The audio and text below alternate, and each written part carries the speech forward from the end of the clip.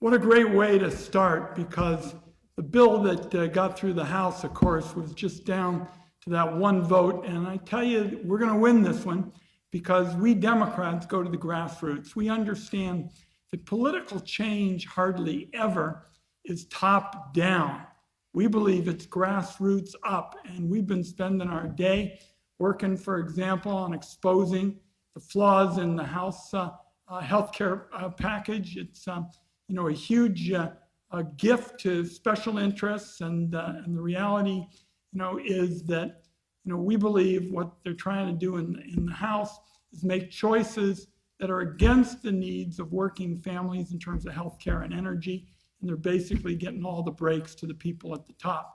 And if we get this out, we're going to prevail. And the reality is, Maureen is asking about whether it's going to add $2 trillion to the deficit. Maureen, we think it'll be adding more. In terms of debt, this is a wrecking ball. It's a wrecking ball for working families.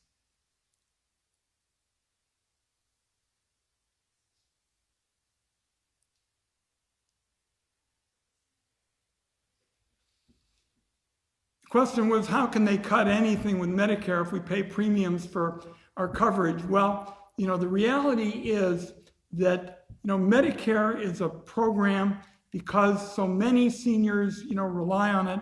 We've got to have as much cost containment as we possibly can.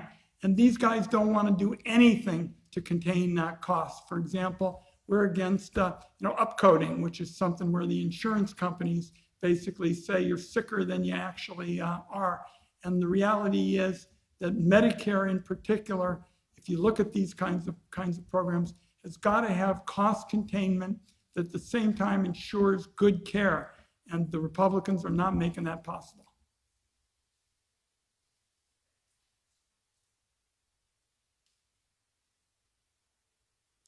Question about the food distribution programs. The food distribution programs are going to get clobbered. And I think I'm even more concerned about them than I am some of the healthcare programs, because we've gotten so much coverage with respect to Medicaid. I think the Republicans are going to be saying to themselves, we better give a little bit on it. I think they're going to try and hide the food distribution cuts, and I think they're going to be massive. And particularly if you talk about kids and seniors, what happens is if they don't get a good diet, very often they get sick, and then they end up being much more challenging in terms of getting health care. What we ought to be doing is making it possible for vulnerable kids and disabled folks and seniors to be able to get affordable nutrition and be in a position to stay healthy.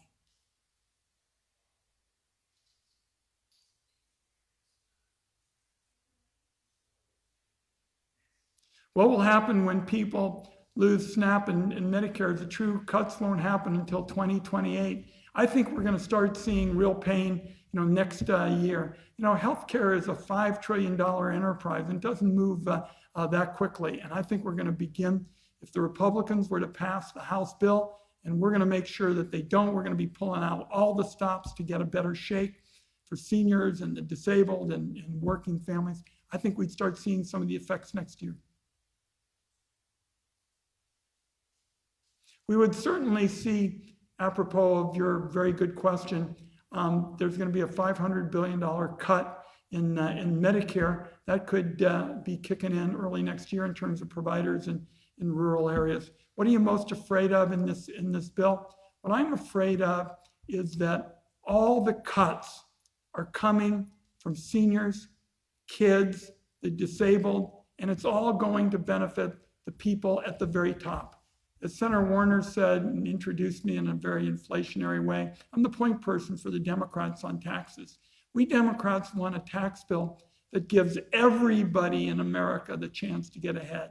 That's what we think is America at its best. The Republicans don't favor that. They want the tax breaks for the people at the top.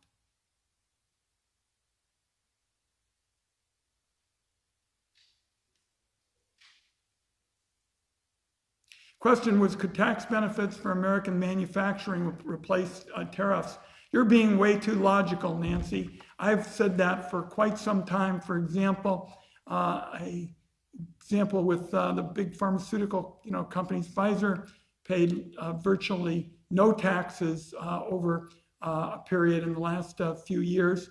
And basically, they just figured out how to do business overseas and duck paying taxes in the United States. And my concern is that we ought to have tax benefits creating opportunities for more high-skill, high-wage jobs rather than tariffs that make it hard for the middle class to pay for essentials. And by the way, those tariffs that hurt the middle class mean that they're going to find more things unaffordable, and that hurts the economy and them.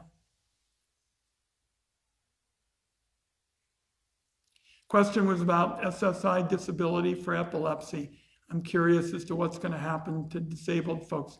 I think disabled folks are also going to get hit very hard. There's so many disabled folks that would just like the opportunity to get more chances to work, to get ahead and be in a position to help themselves. And what these cuts in disability benefits are going to do is take away all of those kinds of opportunities.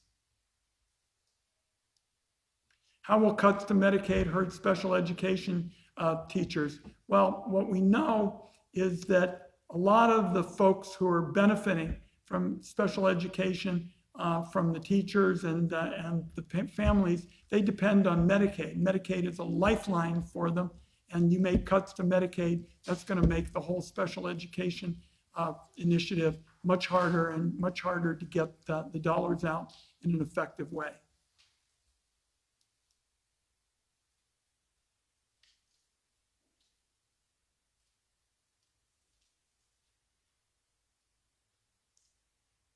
So now we have one of my favorite colleagues. He's somebody who I got to know years back when he was in the House of Representatives. He's been a leader in the Senate in terms of a smart foreign policy. He's particularly knowledgeable about taxes. He's always coming to us on the Finance Committee with good ideas. He's an appropriator, so the fact is the appropriator and the Finance Committee have got to work together on healthcare issues. So it's a pleasure to be able to introduce Senator Van Hollen now. Great to be with you. Thanks. Thanks, bud.